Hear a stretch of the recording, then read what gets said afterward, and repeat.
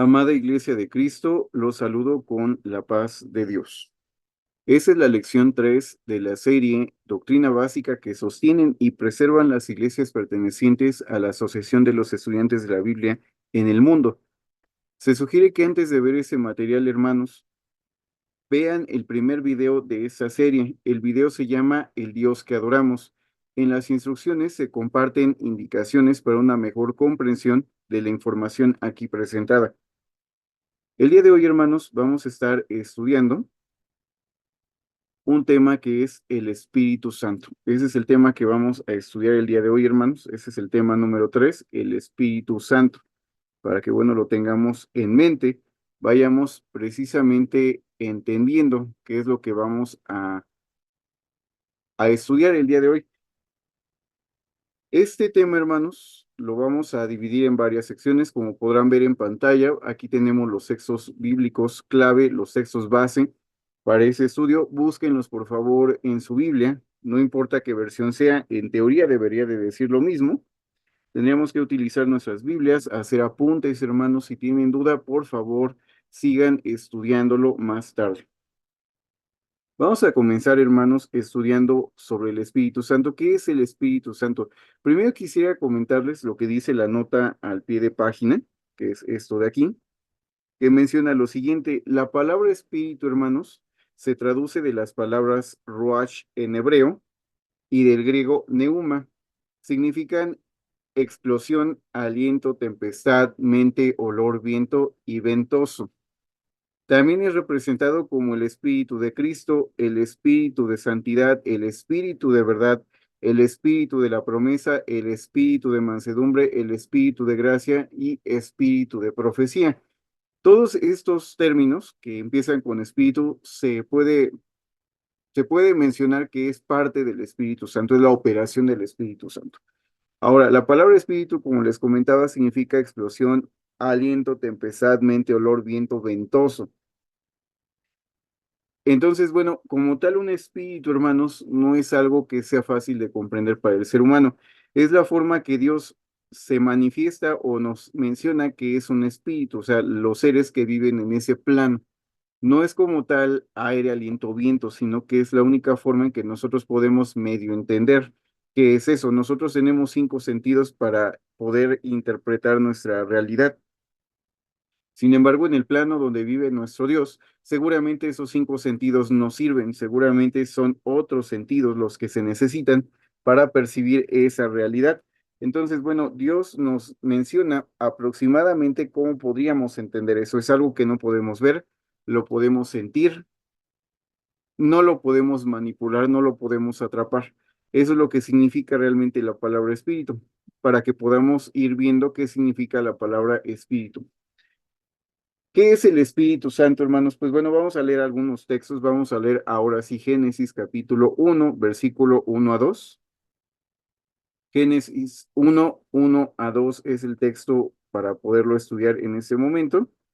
Vamos a leerlo, como les comento, hermanos, de nuestras Biblias. Por favor, sigan la lectura bíblica en su propio ejemplar de la Biblia para que podamos, pues, estudiar y sobre todo que podamos, pues, seguir pues aprendiendo más tarde. Si tenemos dudas, pues recordemos que las dudas pues se tienen siempre que pues responder. No nos quedemos con dudas, hermanos. Cualquier duda igual pueden compartirla en la caja de los comentarios o bien pueden también hacernos llegar su duda a través de el WhatsApp que viene al final de este video. Pueden ahí compartir precisamente también sus comentarios.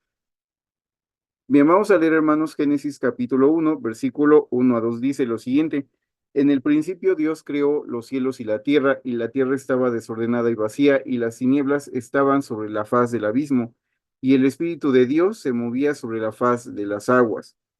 A través, hermanos, del Espíritu es como también Dios forma a la tierra. Aquí no nos dice Dios que cómo hizo el cielo y la tierra, solamente se centra en que ya estaba la tierra creada, ya había cielos, tierra, planetas, pero el Génesis solo se centra en que estaba desordenada y vacía, y cómo Dios a través de su espíritu, cómo ese espíritu de Dios se movía y pues le daba forma precisamente a este desorden que había en la tierra para poderla ser habitable para los seres humanos que iban a habitarla, que él estaba a punto de crear. Lo que podemos aprender aquí es algo muy importante, hermanos, y lo vamos a entender también en el siguiente texto bíblico. El Espíritu Santo, hermanos, se puede entender como la mente de Dios, como la fuerza activa de Dios, como dicen otras iglesias, o como Dios en acción. Simplemente es Dios en acción, operando en los seres humanos, operando en lo que Él quiere. Bueno, esa energía, esa fuerza, que es Dios en acción, que es el Espíritu Santo, que es la fuerza activa de Dios, entre algunos otros términos que le llegan a asignar a algunas iglesias, pues bueno, eso es el Espíritu Santo. De hecho, un hermano estudiante de la Biblia llamado Charles C. Russell decía que, o él nombraba al Espíritu Santo como pues Dios en acción o como la mente de Dios, precisamente le llamaba la mente de Dios. Entonces, para mí, bueno, es Dios en acción. Yo lo llamaría Dios en acción o la mente de Dios porque el Espíritu Santo opera en la mente. Es la forma en que también opera en nosotros como seres humanos, opera el Espíritu Santo a través de nuestras mentes. De hecho, ahorita lo vamos a entender, hermanos, a través del siguiente texto bíblico que vamos a leer, que es según Primera de los Corintios, capítulo 2 versículo 2 perdón, es Segunda de los Corintios, capítulo 2 versículos 10 a 16. Primera de los Corintios 2 10 a 16 es el siguiente texto bíblico. Bueno, en el primero vimos que Dios precisamente utiliza el Espíritu Santo para la creación, hermanos, como habíamos mencionado. Dios utiliza el Espíritu Santo en la creación para poder, pues, darle forma precisamente a la tierra y hacerla un lugar habitable para el ser humano. Sin embargo, vamos a leer ahora Primera de los Corintios capítulo 2 versículos 10 a 16 que dice lo siguiente, hermanos. Les invito a seguir la lectura, o les comento para que puedan ver que dice lo mismo cualquier Biblia. Voy a utilizar en este momento la Biblia pastoral. Dice aquí primero los Corintios 2 10 a 16. Dios nos lo ha revelado mediante el Espíritu, porque el Espíritu examina todo, e incluso lo profundo de Dios. El Espíritu Santo, hermanos, opera en nuestras mentes. Dios nos permite entender su palabra, su voluntad, sus designios a través del Espíritu Santo. No podemos entender la Biblia si no es a través del Espíritu Santo. El Espíritu Santo, si bien es Dios en acción, también es Dios en nuestra mente. O sea, cómo Él opera a través de esta fuerza, a través de esto, en nuestra mente. En el caso del cristiano, bueno, podemos comprender únicamente la palabra de Dios si nosotros tenemos Espíritu Santo. Si no tenemos Espíritu Santo, no podemos comprender la palabra de Dios. No es porque yo me esfuerce en entender la Biblia, no es porque yo sea mejor que otras personas, no es porque yo sea muy inteligente, es porque el Espíritu Santo está en mí y me permite entender los misterios o las cosas profundas de Dios. Eso es lo que es el Espíritu Santo en acción. Es Dios en acción prácticamente, como les comentaba, es Dios en nuestras mentes, Dios operando alrededor de nosotros, es Dios en acción. Vamos a pasar al siguiente tema, hermanos, que es los cristianos, hermanos, somos ungidos por el Espíritu Santo. Vamos a leer algunos otros textos para que se pueda entender precisamente esta información, pero los cristianos somos ungidos precisamente por Espíritu Santo. ¿Cómo lo sabemos? Porque lo dice Hechos capítulo 2, versículo 1 al 4. Hechos 2, 1 al 4 dice lo siguiente. Hechos 2, 1 al 4 dice lo siguiente. Cuando llegó el día de Pentecostés, todos estaban reunidos en un mismo lugar. Entonces de repente vino un ruido como una fuerte descarga de viento que llenó toda la casa donde se encontraban.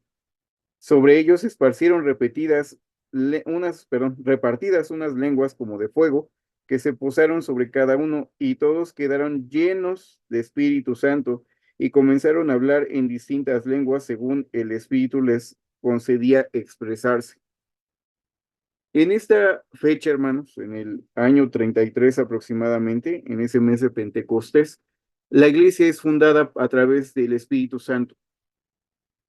Los judíos, lamentablemente, pues como Jesús habla de la higuera que queda seca, pues ellos quedan secos, quedan fuera del designio divino por un tiempo, y la iglesia, precisamente, la iglesia gentil, se le abre la puerta para que pudiera llegar a ser ahora pueblo de Dios. Primero, el remanente, ¿no? El remanente judío que no fue infiel y que, bueno, Dios le concede entrar en el nuevo pacto.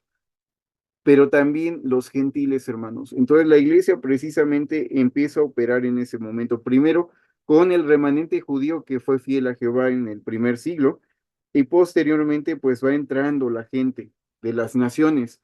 Los samaritanos y la gente de las naciones comienzan a entrar precisamente a la iglesia y empiezan a obedecer, empiezan a trabajar. Entonces, bueno, aquí lo importante es que quedan llenos de Espíritu Santo. ¿Qué es la unción, hermanos? Es el Espíritu Santo.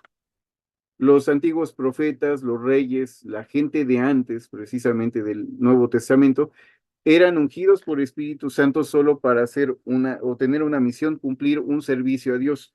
El cristiano, hermanos, pues tiene el Espíritu Santo también que ellos tuvieron.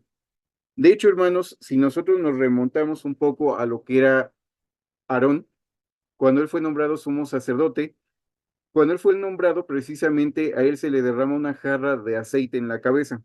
Aarón como sumo sacerdote representa al Cristo, Jesús cabeza y al cuerpo de Cristo que es la iglesia. El cuerpo de Cristo, hermanos, también es ungido por el Espíritu Santo que se derrama sobre la cabeza y se va escurriendo sobre el cuerpo. Esa figura del Antiguo Testamento, donde Aarón precisamente recibe esa unción, es eso mismo que pasa con la iglesia. Nosotros somos representados por el cuerpo de Aarón y la cabeza de Aarón sería el Señor Jesucristo. Entonces, bueno, la iglesia, hermanos, primero su cabeza fue ungida, porque Jesús fue primero, pero después nosotros recibimos ahora parte de ese Espíritu Santo como si escurriera de la cabeza al cuerpo. Cuando nosotros somos cristianos, hermanos, e inclusive no hay cristiano en el mundo que no pide Espíritu Santo, todos pedimos Espíritu Santo, todos queremos el Espíritu Santo. Sabemos en cualquier religión que si no tenemos al Espíritu Santo no podemos comprender la palabra de Dios. Por eso es importante, hermanos, entender que la unción precisamente es el Espíritu Santo. No puede haber un cristiano que no tenga Espíritu Santo, que no sea ungido. El Espíritu Santo, hermanos, fue profetizado en la antigüedad para la iglesia. Vamos a leer esa parte, cómo es que fue profetizado para la iglesia el don del Espíritu Santo. Les invito a leer, hermanos, son dos citas bíblicas, precisamente, una que nos habla acerca de cómo lo recibieron los primeros cristianos y otro cuál fue la profecía. Vamos a leer primero la profecía, hermanos, que es Joel capítulo 2, versículo 28, Joel 2, 28. Vamos a buscarlo en nuestra Biblia, hermanos. Es parte de lo que en las Biblias se conoce como profeta menor, que son libros muy pequeños que van después del libro de Daniel. Es Joel 2, 28, para que puedan buscarlo en sus Biblias. Joel 2, 28. Yo sigo aquí buscándolo, hermanos, porque pues sí no es tan fácil de encontrar estos libros, son muy pequeñitos. Entonces, bueno, pues una disculpa. Voy ahí buscándolo, es Joel 2, 28, que dice lo siguiente.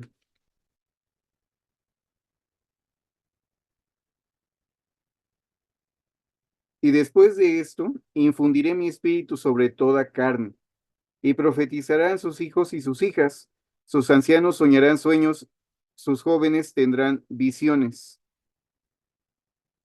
Esta es la profecía, hermanos, precisamente de Joel, hermanos.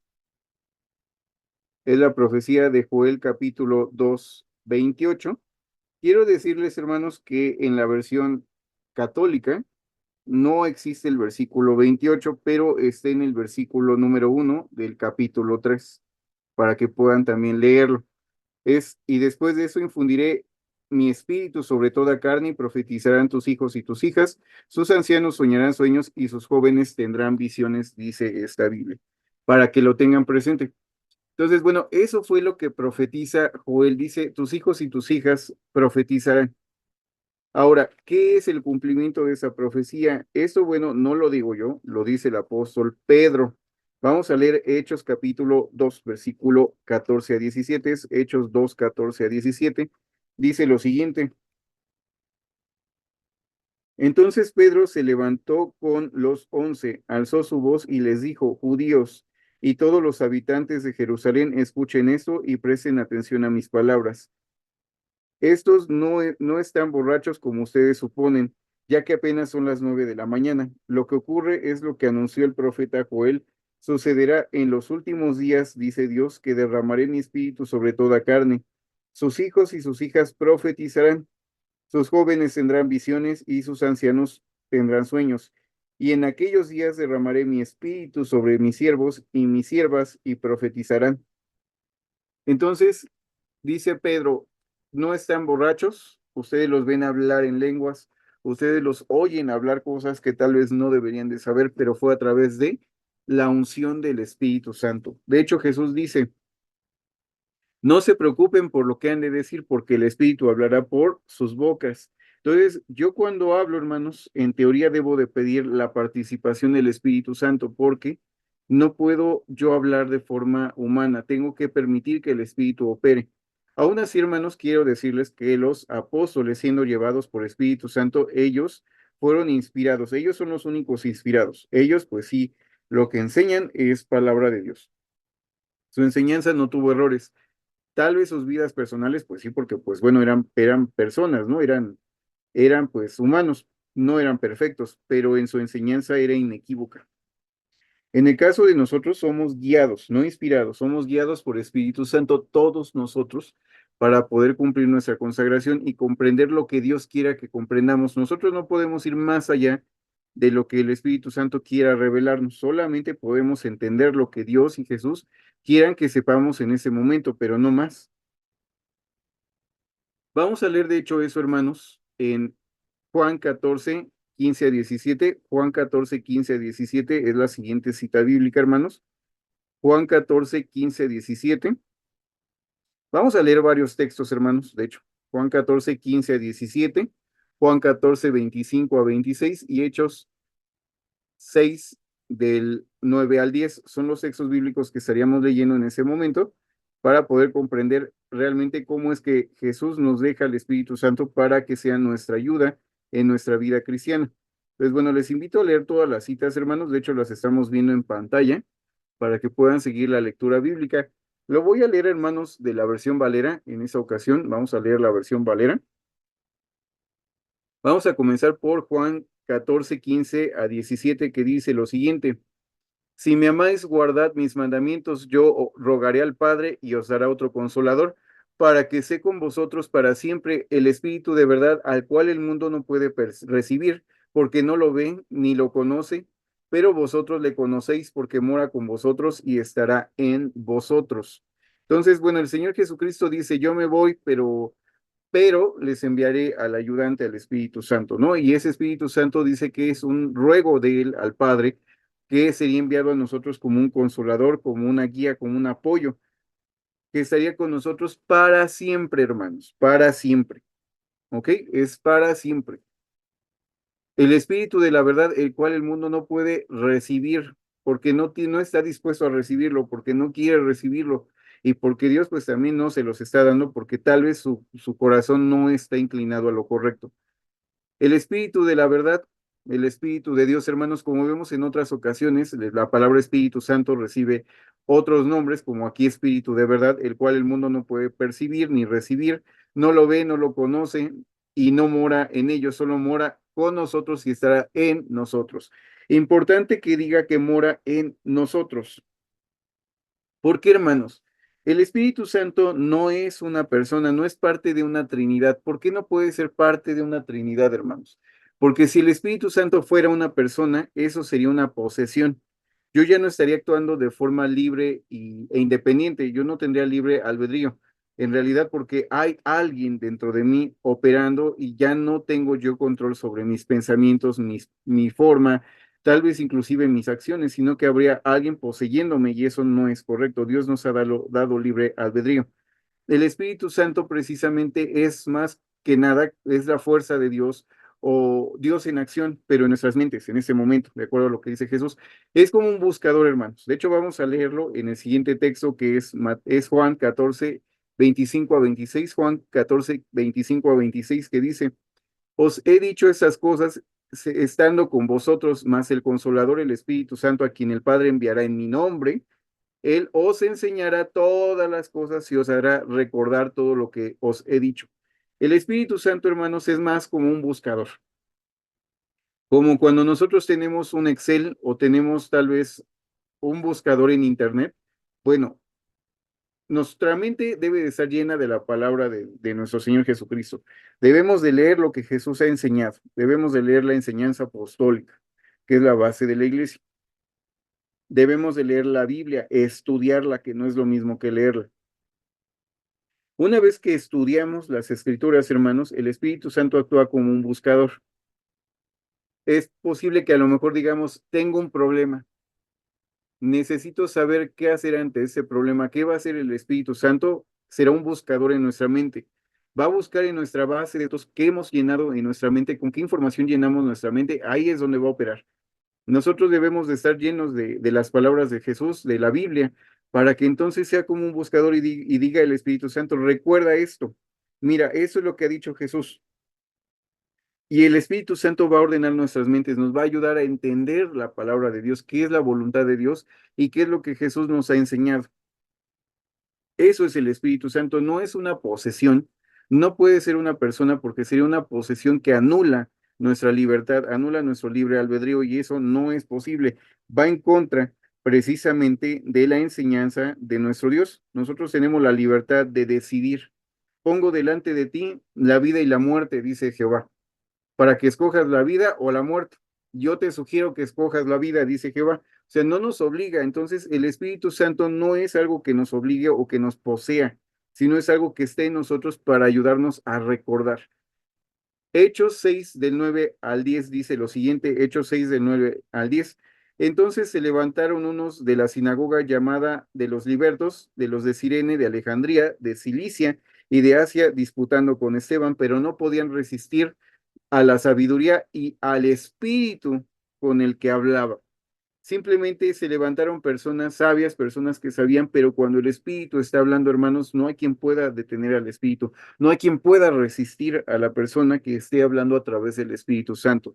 Entonces, yo no quisiera que se entendiera, hermanos, que debemos de creer que el conocimiento sí es importante, no les voy a negar que es importante, pero no es lo más indispensable, sino tener el Espíritu de Dios, porque sin el Espíritu, el conocimiento solo es conocimiento, pero no da nada, no da un fruto, no sirve de nada. El conocimiento, si no se hace o se adquiere en amor y con la participación del Espíritu Santo en fe en Jesucristo, no sirve de nada, simplemente nos va a hinchar de orgullo, pero no nos va a edificar a nosotros, no es para edificación de la iglesia y no nos va a llevar a una comunión con Dios. Entonces es importante preservar y mantener el Espíritu Santo. El Espíritu Santo, hermanos, nos hace partícipes también del reino de Dios. ¿Cómo sabemos esto, hermanos? Pues bueno, por lo que dice el siguiente texto, hermanos, que vamos a leer. Vamos a leer rápidamente Juan 3 del 3 al 5. Juan 3 del 3 al 5 dice lo siguiente. Respondió Jesús y le dijo, de cierto os digo, que el que no naciere de nuevo no puede ver el reino de Dios. Dijo Nicodemo, ¿cómo puede un hombre nacer siendo viejo? ¿Puede acaso entrar por segunda vez en el vientre de su madre y nacer? Respondió Jesús, de cierto te digo, que el que no naciere del agua y del espíritu no puede entrar en el reino de Dios. El agua, hermanos, pues es un símbolo. Representa, bueno, la muerte del cristiano en el bautismo. En la Biblia también representa la palabra de Dios en la cual nosotros nos purificamos y nos lavamos. Entonces dice Jesús, si no nacieres de nuevo del agua y del espíritu, no puedes entrar en el reino de Dios, simplemente. Entonces, uno, hermano, debe de nacer del Espíritu. Si uno tiene Espíritu Santo, hermano, ahora uno es parte de la iglesia. ¿Por qué? Porque o se tiene Espíritu Santo o no se tiene. Se es ungido con Espíritu Santo o no somos nada. El cristiano solamente puede ser cristiano si ha sido ungido con Espíritu Santo. Si no, pues no. Esa es la unción del cristiano. Ese es el ungimiento del cristiano. Es el Espíritu Santo. Entonces, nosotros al haber nacido del agua y haber nacido del Espíritu, somos partícipes del reino de Dios. Dice también Romanos capítulo 8. Está muy larga la lectura, hermanos, la verdad, pero quisiera que la leyéramos para que la meditaran. Dice, ahora pues ninguna condenación hay para ustedes que están en Cristo Jesús, dice Romanos 8. No hay ninguna condenación para los que están en Cristo Jesús, los que no andan conforme a la carne, sino conforme al Espíritu. Aquí nos habla de varias cosas, no lo voy a leer completo, pero sí es importante que lean todo el capítulo 8 del libro de Romanos. Aquí en esa parte nos dice algo muy importante, dice en el versículo 5, porque los que son de la carne piensan en las cosas de la carne, pero los que son del Espíritu en las cosas del Espíritu. Y eso es algo muy importante, o somos o no somos, ¿no? Es lo que dice la Biblia. Si tenemos Espíritu Santo, pues entonces tenemos Espíritu Santo y somos pues espirituales, ¿no? No somos ungidos, pues tampoco no somos espirituales, dice la Biblia. Más adelante dice el texto, dice en el versículo número 9, pero ustedes no viven según la carne, sino según el Espíritu, puesto que el Espíritu de Dios habita en ustedes. Y si alguno no tiene el Espíritu de Cristo, no es de él. O somos ungidos o no somos ungidos. Si tenemos Espíritu Santo, tenemos el Espíritu de Cristo, entonces somos de Cristo. No hay más. O somos o no somos. Pero aquí nos habla en el versículo 9 que somos de Cristo. O no lo somos. Dice más adelante en el versículo 14, todos los que se dejan guiar por el Espíritu de Dios son hijos de Dios. De hecho, Juan 1:12 también nos dice que los que creen en Cristo se les dio la potestad de ser llamados hijos de Dios. Entonces, bueno, tenemos Espíritu Santo, somos hijos de Dios, creemos en Cristo, somos hijos de Dios. Es parte de lo mismo. Y más adelante dice, pues ustedes no recibieron espíritu de esclavitud. En el versículo 16 dice, el mismo espíritu da testimonio a nuestro espíritu de que somos hijos de Dios y por lo tanto herederos de Dios y coherederos con Cristo, puesto que sufrimos con Él para ser también glorificados con Él. Entonces, el Espíritu Santo nos hace hijos de Dios, nos hace partícipes de las promesas divinas. Más adelante, hermanos, posiblemente estudiaremos quiénes llevan corona y quiénes no en el cristianismo, porque sí hay ahí una diferencia, pero los cristianos somos ungidos por Espíritu Santo.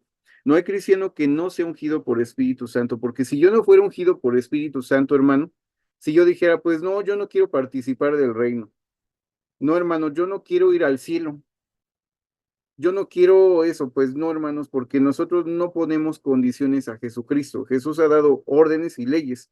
Y nosotros simplemente o damos todo o no damos nada. Nosotros no damos diezmo porque no le damos el 10% a nuestro Dios o al Señor Jesús. Nosotros le damos todo, hermanos. Todo es todo. Nuestro tiempo, nuestro dinero, todo lo que somos es para ellos. Nosotros nos convertimos en realidad en administradores de lo que ya le hemos dado a nuestro Padre y al Señor Jesucristo. Pero todo es todo. Entonces, no le podemos poner un no, no quiero Jesús, yo no quiero porque no es correcto. Nosotros no estamos para condicionar a Jesús, sino para obedecer. Cuando él habló con el joven rico llegó corriendo y le dijo, Señor, maestro, yo cumplo la ley de Moisés, hago eso, hago el otro, ¿qué me falta para ser salvo? Y Jesús le dice, vende todo y sígueme. Y el joven se pone triste, ¿por qué? Porque amaba más las riquezas que a Dios. Entonces, cuidado con amar más a la familia, amar más al mundo, amar más la vida en la tierra, lo que fuera, hermanos, nosotros no estamos para negarle algo a Jesús. Obviamente debemos de amar a nuestra familia, debemos de amar todo, pero en prioridades primero es el Señor Jesús, es Jehová primeramente antes que el Señor Jesús, pero recuerde que no llegará a ningún lado si no ama también al Hijo, porque el que no ama al Hijo, pues la ira del Padre está sobre él. Entonces, hay que amar a Jesús, hay que amar a Jehová, pero una forma de demostrar amor a Jehová es amando a Jesús, obedeciendo a Jesús y siguiendo a su Hijo a donde quiera que Él nos lleve. Bueno, vamos a leer ahora otros textos. Bueno, antes de eso, hermanos, ¿por qué es importante entender eso? Si yo no tengo Espíritu Santo, hermano, yo no puedo entender la palabra de Dios. Muy bien. Si yo no puedo entender la palabra de Dios por mí mismo, porque yo no quiero ser ungido y yo no quiero ir al cielo, tendría que depender de quienes son ungidos y esperar ser guiado por esos ungidos. Eso también involucra que yo no puedo comer de los emblemas o de la carne y la sangre de Cristo en la Santa Cena. Significa que yo no soy hijo de Dios, que yo podría aspirar a ser amigo de Dios o alguna situación similar, Ese es el gran problema, hermanos. Si no somos hijos de Dios, si no somos ungidos por Espíritu Santo, no somos cristianos. Y entonces, pues seríamos simplemente parte de la humanidad que va a tener una resurrección y tendrá que volver a pasar la prueba porque nunca la pasó, no fueron consagrados realmente por Espíritu Santo. Entonces, ahí está el problema de todo esto, hermanos. Cuando nosotros, pues somos ungidos, pues somos hijos de Dios guiados por Espíritu Santo. No somos ungidos o no queremos el ungimiento, estamos rechazando deliberadamente al Espíritu Santo. Y lamentablemente, hermanos, los cristianos no estamos autorizados para gobernar a nadie actualmente. Entonces, dice Pablo, dice, quisiera, le decía a los primeros cristianos, dice, ustedes ya están gobernando. Dice, quisiera que estuvieran gobernando, pero pues todavía no es el tiempo. Dice, para ustedes nosotros somos necios, pero ustedes son sabios, ¿no? Les decía en la carta a los Corintios, busquen esa cita. Y van a encontrar que Pablo precisamente les dice, ojalá estuvieran reinando para que todos estuviéramos reinando, pero todavía no es el tiempo. Entonces, simplemente o somos cristianos o no somos cristianos. Somos ungidos o no somos ungidos. Entonces, yo le recomiendo, hermano, yo le recomiendo, hermana, que por favor acepte el llamado de Jesús, que acepte el ungimiento del Espíritu Santo, porque es la única forma en que usted podrá entender la palabra de Dios. Vamos a pasar al siguiente punto, hermanos. Procuraré ser un poco más rápido debido al tiempo. ¿Podemos perder el Espíritu Santo? Sí, hermanos, podemos perder el Espíritu Santo. El Espíritu Santo es como un fuego que nos da Dios, precisamente es un fuego que empieza en nosotros y que se puede, pues, propagar o podemos extinguirlo si no tenemos cuidado. Entonces, el Espíritu Santo precisamente es eso, es como una flamita que Dios pone dentro de nosotros, pero nosotros debemos de incrementarlo. Dice la palabra de Dios en Efesios 4:30-31, Efesios 4:30-31. No contristéis al Espíritu Santo de Dios, con el cual fuisteis sellados para el día de la redención. Quítense de vosotros toda amargura, enojo, ira, gritería, maledicencia y toda malicia. Quisiera decirles, hermanos, que bueno, el Espíritu Santo se contrista o se apaga si nosotros, pues tenemos entre muchas cosas estas malas actitudes, amargura, enojo, ira, gritería. Esa palabra maledicencia, más que nada se refiere, si lo buscan en otras traducciones, a que nosotros agredamos a las personas. No necesariamente tiene que ser una grosería, hermanos, o sea, una grosería explícita contra una persona, sino más bien, inclusive no necesita ser una grosería, sino algo que la ofenda, que la hiera, o sea, hacerle daño a una persona con palabras. Entonces hay que tener cuidado con hacer daño a las personas y pues evitar toda malicia.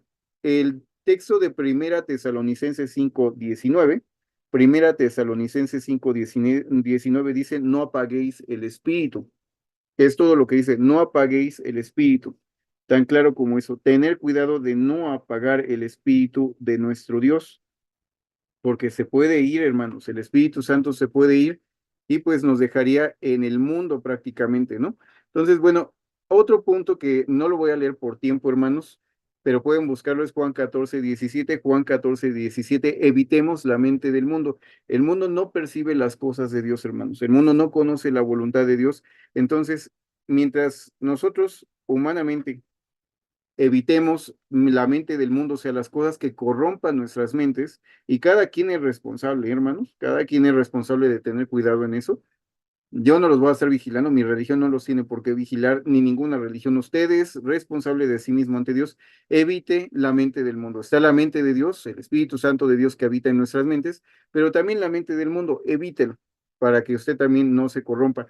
Una cosa es evitar el mundo y otra cosa es ser santurrón, aclaro, porque Jesús inclusive, bueno, no lo criticaron porque comió con, pues, con gente de mala reputación, pero él se sentaba a comer con ellos para explicarles cosas de Dios, invitarlos al arrepentimiento. Pero otra cosa, pues, es que se fuera de fiesta con ellos, ¿verdad?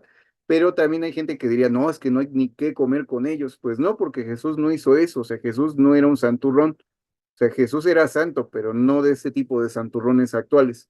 Entonces hay que tener cuidado, evitar la mente del mundo, pero sin caer en el fanatismo religioso.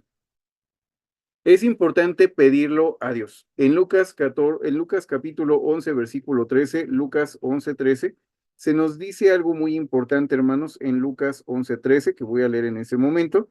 Dice Lucas 11:13 lo siguiente: pues si vosotros siendo malos sabéis dar buenas dádivas a sus hijos, cuanto más vuestro Padre Celestial dará Espíritu Santo a los que se lo pidan. Bueno, pues pida, hermanos, aunque el Espíritu en teoría debe de estar viviendo en nosotros, es una forma humilde de decir, Dios, quiero ser guiado por ti.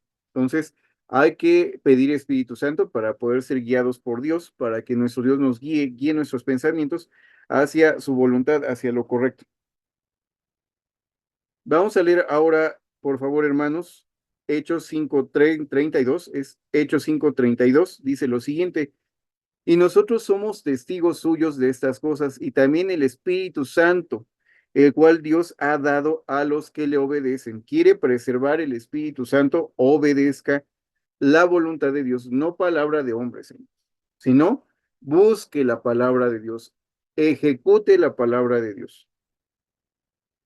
No haga algo, hermano, no haga nada que usted no comprenda en las escrituras. Usted tiene que obedecer conforme Dios le va revelando su voluntad. Obedezca, porque si no obedece y no está dispuesto a cambiar, el Espíritu Santo no lo va a acompañar en su viaje.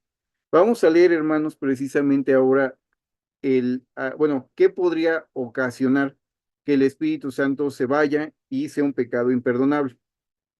Vamos a leer, hermanos, precisamente Isaías 63:10, Isaías 63:10 y Mateo 12:31. Vamos a empezar por Isaías 63:10, que dice lo siguiente: mas ellos fueron rebeldes e hicieron enojar su Santo Espíritu.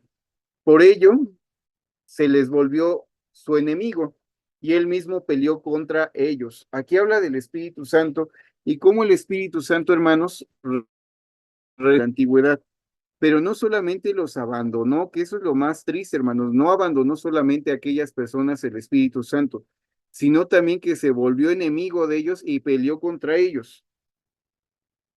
Triste será, hermanos, que un cristiano no solo pierda el Espíritu Santo, sino que el Espíritu Santo pelee contra el propio cristiano que alguna vez lo tuvo. Vamos a leer, hermanos, también otro texto que viene aquí citado, que es Mateo 12:31. Mateo 12:31 sería el siguiente texto. Vamos a leerlo, hermanos, de la versión pastoral. Mateo 12:31 dice lo siguiente: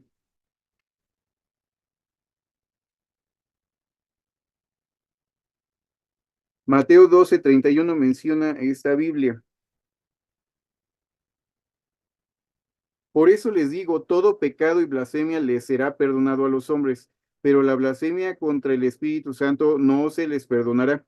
Al que diga una palabra contra el Hijo del Hombre se le perdonará, pero el que hable contra el Espíritu Santo no se le perdonará ni en ese tiempo, ni en el que viene. Así dice esta versión pastoral, ni en ese tiempo ni en el que viene, dice esta Biblia. Bueno, aquí tendríamos que ver algunos otros textos, ¿verdad, hermanos? Por ejemplo, la palabra de Dios habla precisamente de este tiempo o de este mundo y en el venidero, vamos a llamarlo así. Sin embargo, bueno, el Señor Jesús también, pues, a esas personas que les está hablando, que ellos eran los judíos precisamente de la época, ellos pues le atribuyen a Jesús poderes impropios, hermanos, poderes impropios. Y les dice, bueno, dice, es que él expulsa demonios por el poder de Belcebú. Y Jesús les dice, cuidado, porque cualquier blasfemia contra el Padre y el Hijo es perdonable, pero la blasfemia contra el Espíritu Santo no es perdonable. Entonces, de acuerdo a esto, de acuerdo a otros textos bíblicos que se llegan a citar, hermanos, algunas personas llegan a interpretar que lo que quiso decir es que ellos ya no serían perdonados y estaban siendo dignos de muerte eterna.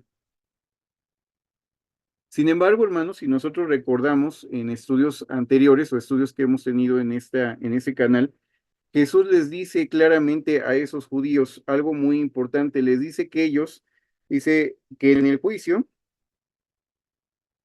les dice que en el juicio les será más soportable a ellos que a Sodoma y Gomorra. De hecho, lo estoy buscando, hermanos. En el día del juicio le sería más soportable a Sodoma y a Gomorra que a aquella ciudad. Significa que Jesús, hermanos, hablando de estos pecadores, hablando de estos judíos de la época, en especial de los líderes religiosos, Dice, ustedes verán a Isaac y a Abraham y a Jacob llegando con más gente de oriente y de occidente al reino. Dice, pero su llanto y su crujir de dientes será cuando los vean y que ustedes no son parte del reino. Jesús les profetizó que resucitarían, hermanos. Jesús les dijo que inclusive resucitarían Sodoma y Gomorra. Eso lo dice Mateo 5, 10, 15, hermanos. Para que lo puedan leer, dice, de cierto os digo, que en el día de juicio será más tolerable el juicio para la tierra de Sodoma y Gomorra que para aquella ciudad. O sea, aún así, hermanos, aquellas personas de aquel tiempo, Jesús les profetizó precisamente que ellos se levantarían. O sea, Jesús les dijo, sí, o sea, pecaron contra el Espíritu Santo y posiblemente la interpretación que yo tengo y varios estudiantes de la Biblia es que ese pecado imperdonable es que perdieron el reino, hermanos, porque dice, ustedes verán a Isaac, a Jacob, a los patriarcas, pero ustedes van a estar fuera de este reino. De hecho, lo estoy buscando.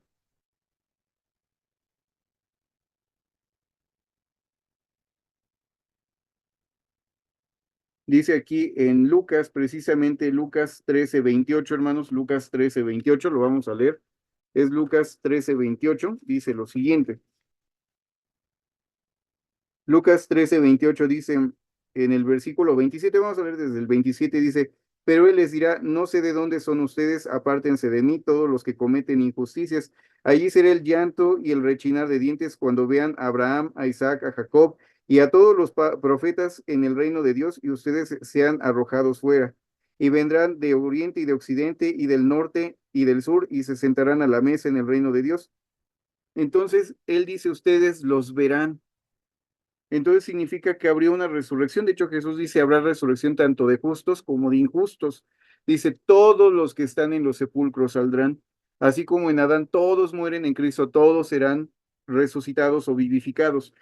Entonces, en este momento lo que podemos percibir, hermanos, es que cuando Jesús habla de que no sería perdonado el pecado contra el Espíritu, es que en este mundo la persona puede perder el Espíritu Santo y quedar aquí en la tierra, pero en el siguiente mundo o en el siguiente tiempo venidero, en el reino venidero, si la persona sigue obstinada en pecar, seguramente va a caer en la destrucción eterna, porque ya no va a haber otro sacrificio. Entonces, ni en ese mundo ni en el siguiente se va a perdonar. Fallan en ese, fallaron, siguiente, fallaron. Pero bueno, después hablaremos más acerca de ese tema porque sería el plan de salvación.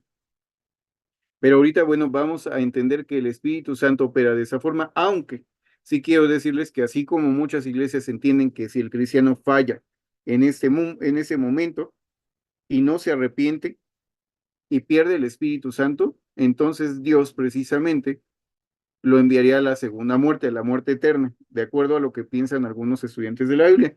Entre ellos, bueno, ese es el pensamiento, la línea de pensamiento que tenía el hermano Russell y muchos estudiantes de la Biblia. Yo creo que la gran mayoría creen esta doctrina tal cual como en otras iglesias se entiende. Si el cristiano falla en ese momento, pues queda fuera, o sea, ya no hay más para él, ya queda totalmente en la destrucción eterna. Entonces, ese es uno de los puntos. Entonces, nosotros debemos de andar en el Espíritu, hermanos. Nosotros no debemos de resistir al Espíritu Santo. De hecho, vamos a leer un último texto, hermanos, que no viene aquí citado, pero quisiera leerlo. Estoy buscándolo, hermanos, para que podamos leerlo.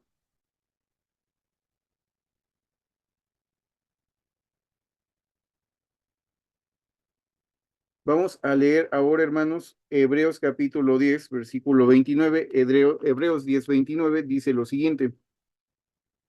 Hebreos 10, 29 dice lo siguiente, hermanos.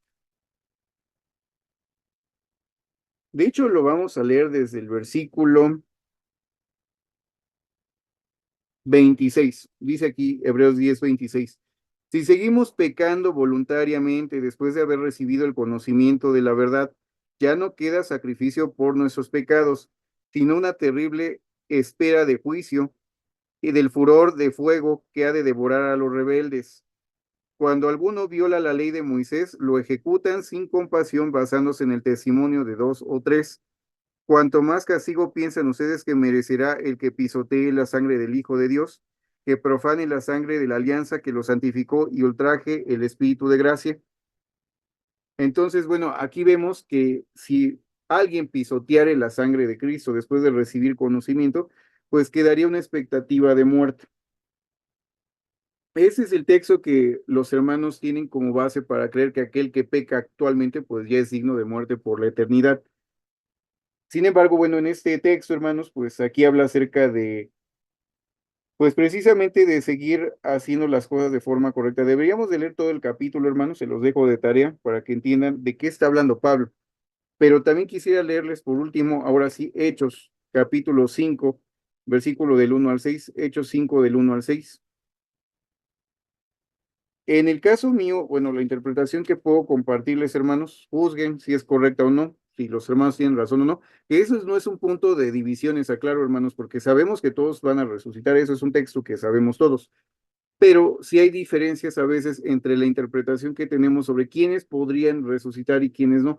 Para mí la Biblia dice todos y pues son todos, ¿no? En eso yo me baso. No busco si Judas no va a resucitar, si otros van a resucitar o no. Para mí dice la Biblia todos y yo creo que debemos de armonizar los demás textos.